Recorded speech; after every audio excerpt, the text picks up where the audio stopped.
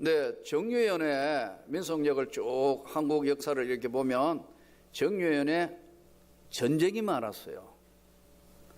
재난이 많았던 해요. 지금 2017년 한국의 상황도 그리 녹록지 않고 굉장히 힘들고 어려울 것이라는 것은 우리가 다 예측하고 있는 정유연이 시작된데, 예수 믿는 우리는 민속력이나 업력에 해당하지 않고 다 주님이 주시는 해라고 믿습니다. 우리는 늘 떠오르는 태양, 늘 떠오르는 이 빛을 받으면서도 아름답고 귀하다, 정말 감사하다 이렇게 생각하는 경우들이 한 해 동안 별로 없는데, 오늘 1월 1일이기 때문에 특별한 의미를 부여하는 것 같아요. 이스라엘 백성들이 오늘 신명기 말씀, 신의 명령을 적은 이 신명기 말씀의 내용들을 보면 출애굽한 이스라엘 민족의 최대의 고민이 있었어요. 그 최대의 고민거리가 뭐냐면 미래에 대한 불확실한 것 때문에 막연한 불안감이었어요.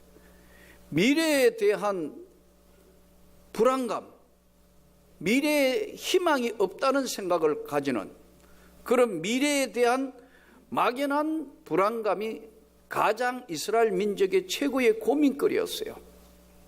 우리가 성경 말씀을 통해 보면 이스라엘 백성들은 애굽의 노예 생활을 했어요. 400여 년 가까이.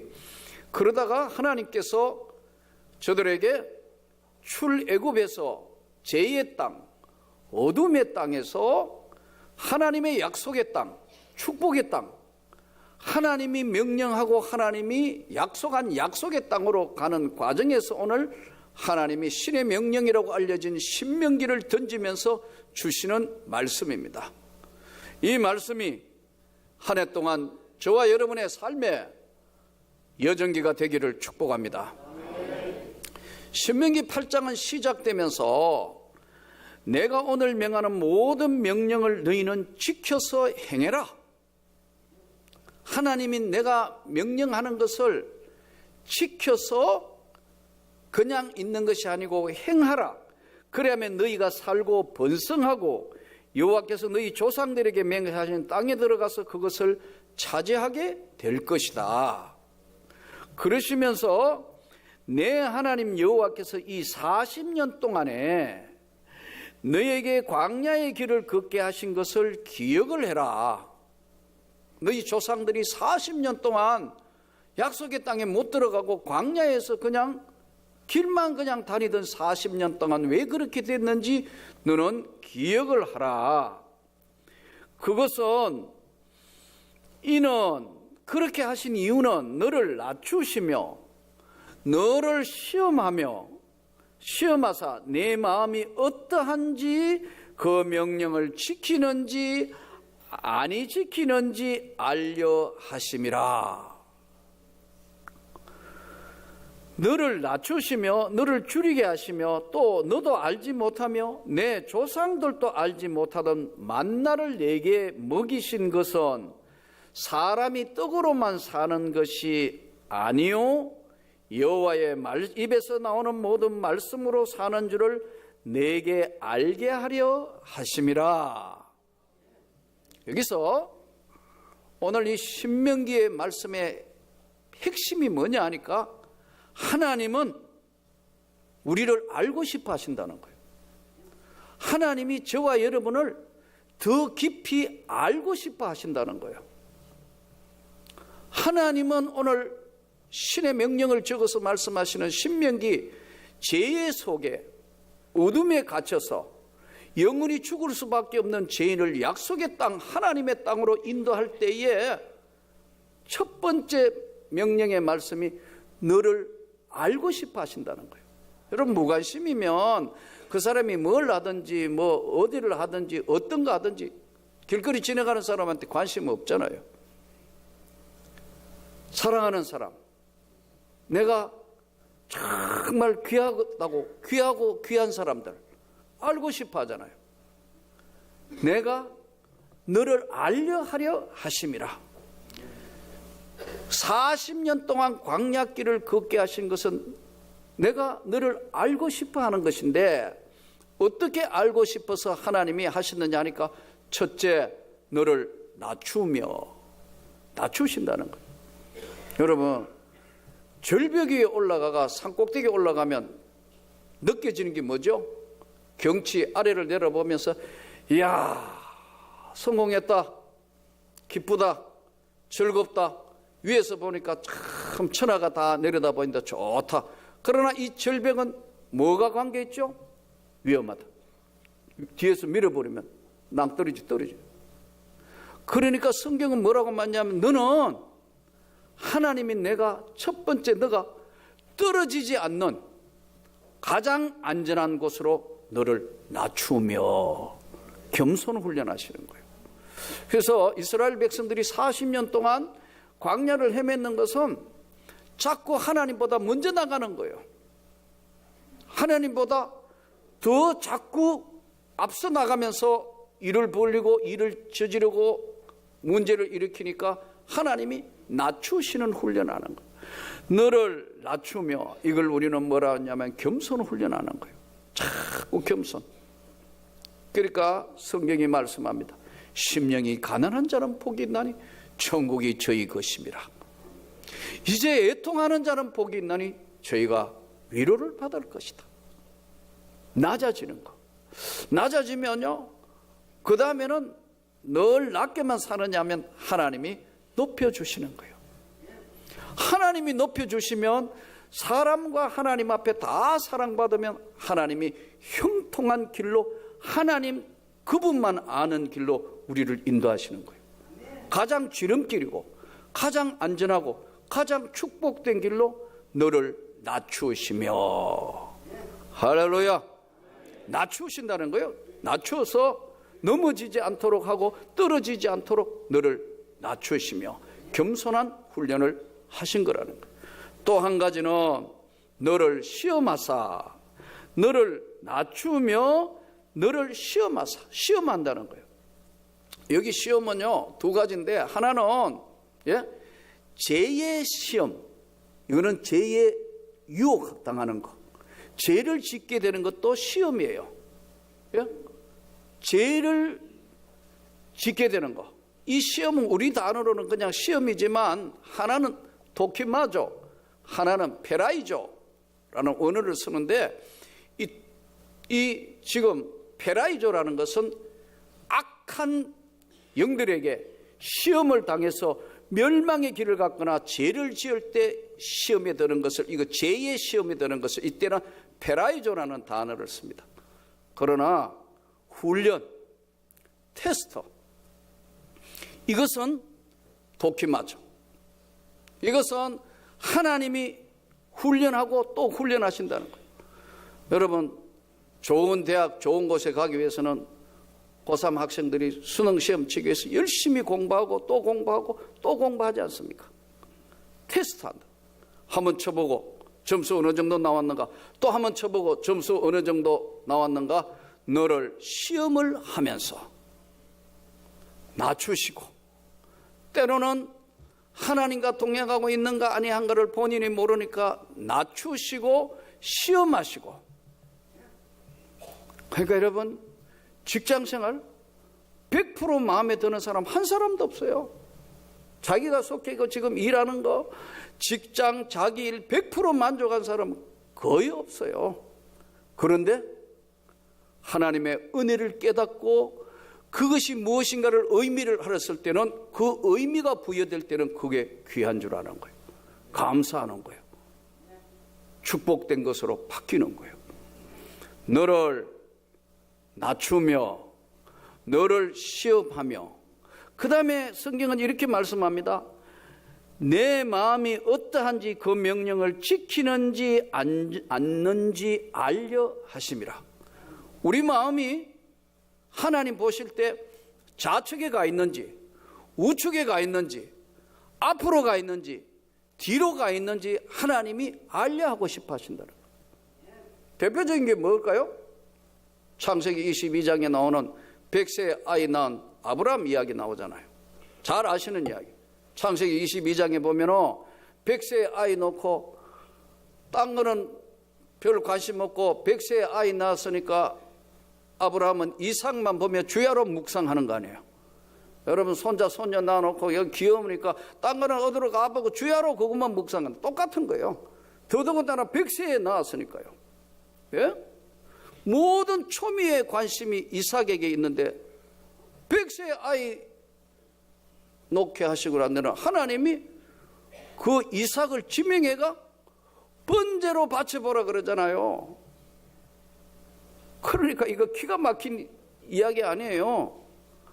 그때 성경에 보면은 아브라함을 시험하려 하사, 과연 정말 하나님 사랑하는가 안 하는가 아시지만 테스트하는 거예요. 마음이 어떤가. 그 아브라함이 아침에 일찍이 모리아산으로 이삭을 데리고 가지 않습니까? 이삭이 어린 나이가 아니에요. 청년이에요. 17살이면 힘이 있어요. 데려가 저 가가지고 여러분 그래 묻지 않습니까? 아버지 다 나무도 있고 뭐 다 준비되어 있는데 번제할 양은 어디 있어요? 아버지 입장에서 너가 오늘 죽여가지고 번제가 돼야 된다고 너가 번제다 이렇게 이야기하기가 정말 곤란하지 않아요? 그러니까 아브라함이 자기도 모르게 툭 튀어나온 이야기가 뭐죠? 하나님께서 자기를 위하여 다 준비하리라.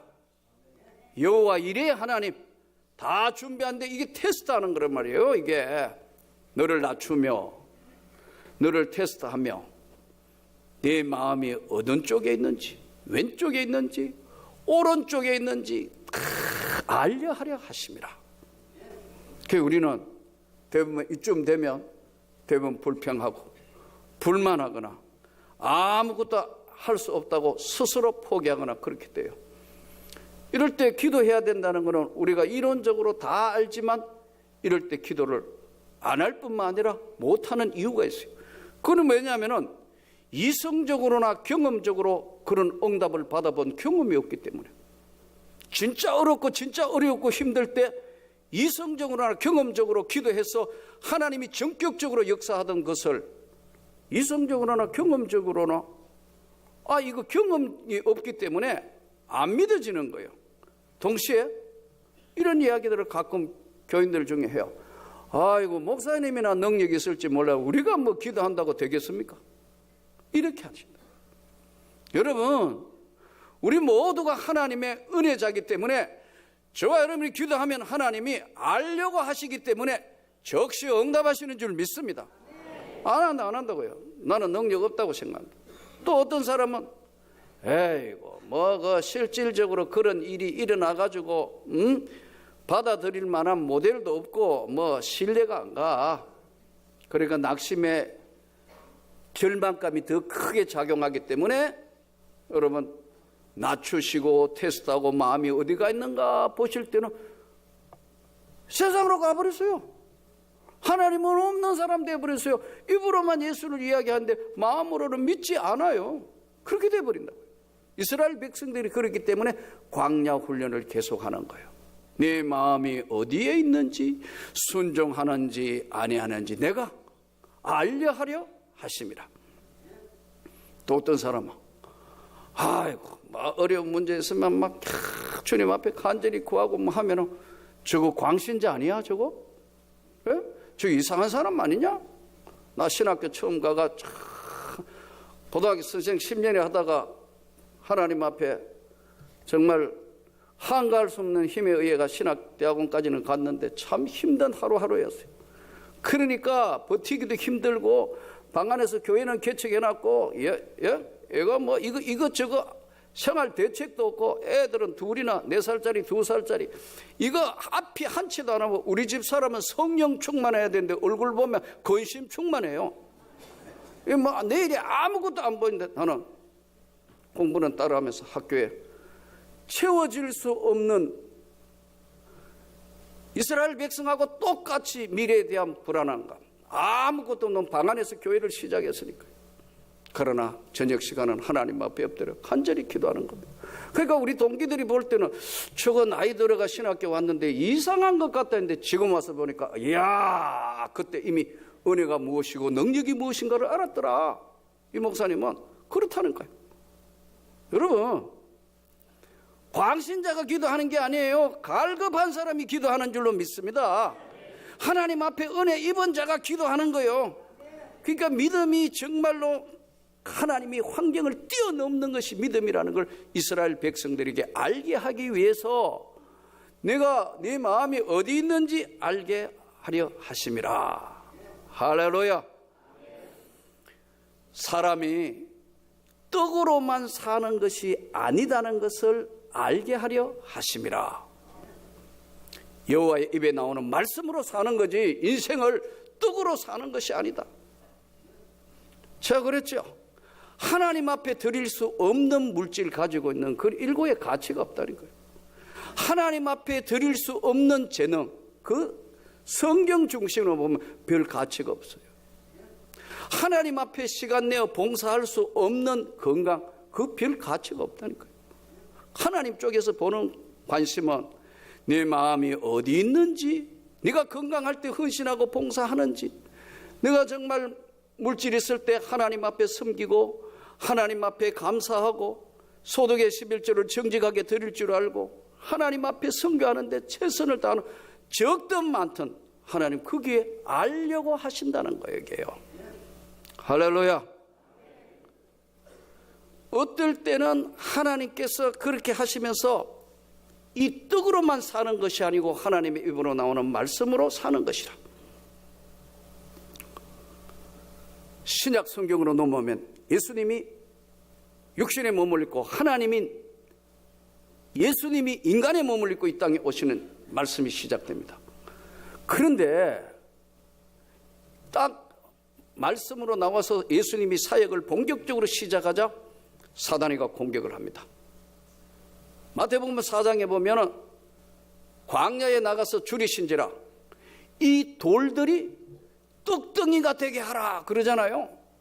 돌이 왜 떡이 돼요? 돌은 돌이지. 그러니까 너 물질을 마음대로 바꿔 너 무엇이든지 할 수 있지 않느냐. 이 돌들이 떡덩이가 되게 해라. 예수님 뭐라고 말씀합니까? 오늘 이 신명기 8장 말씀으로 사단과 악한 영들을 물리치는 겁니다.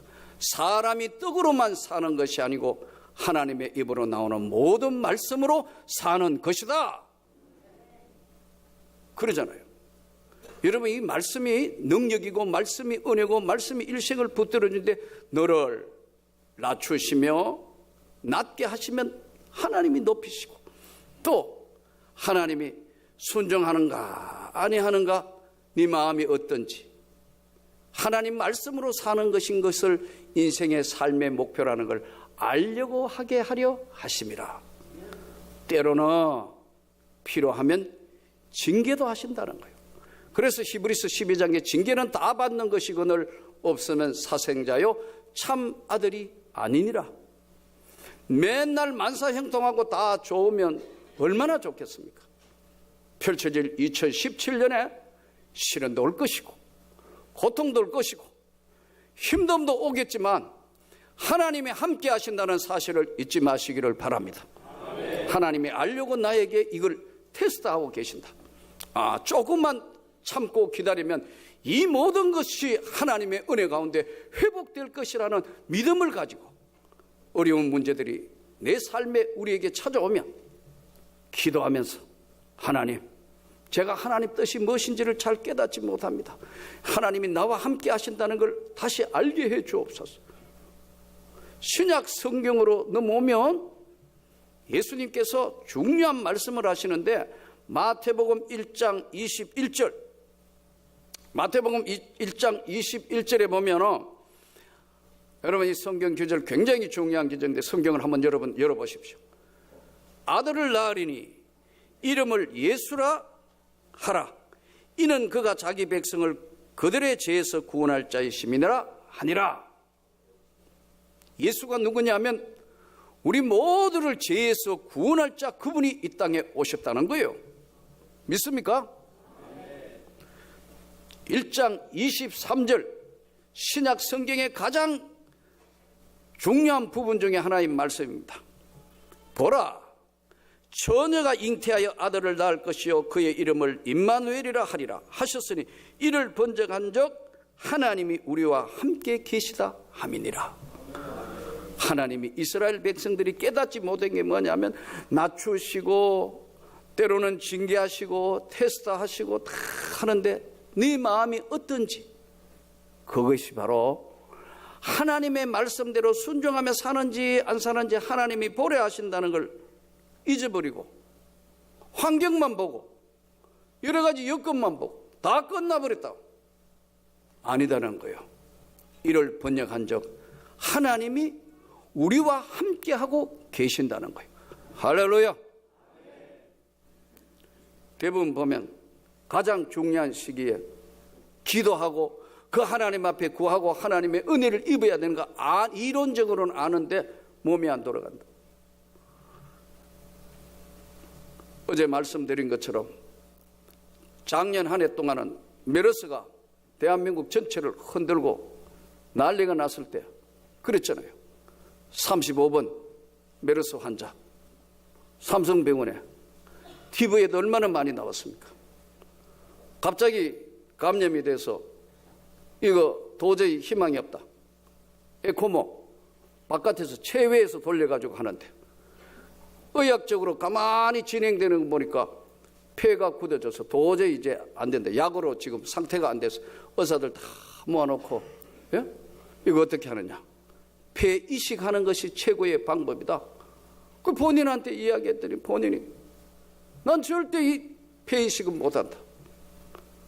담당하시는 의사 선생님이 진짜 예수를 잘 믿는 분이에요. 그의 간증책에 보니까 서울대 의대 동문들 간증책에 나오는 이야기예요. 그래서 그랬다잖아요.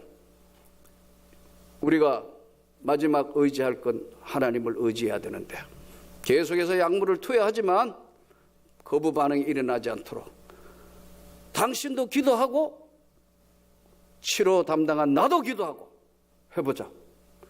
그 35번 환자가 오케이 그렇게 하겠다고 약속했다.